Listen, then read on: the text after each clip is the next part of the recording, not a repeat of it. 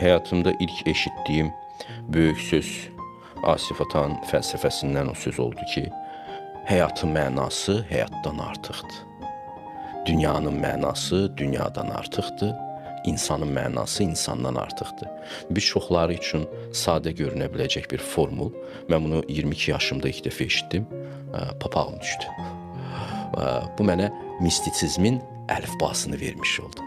Mən birdən-birə illərlə həyat qarşısındakı o çaşqınlığımın önəmli bir cavabını tapmış oldum.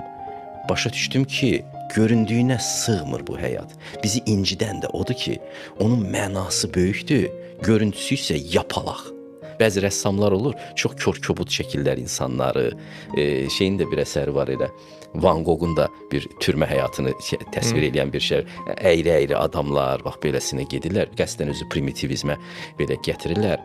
Çünki məna ilə müqayisə eləyəndə həyat çox kör-kobud bir şeydir, formalardadır. Rembrandtın da son əsərlərində ironiya elə var, özünə belə baxır, öz qoca halına gülür.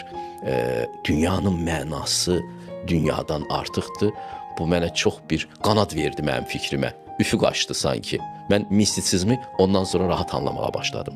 Mistik təfəkkürü ki, bir şey deyirsən, mənası özündən artıqdır. Məsələn, Quranın hər hansı bir ayəsini oxuyursan, sadə bir şey kimi görünür, mənasını isə yığıb yığışdıra bilmirsən.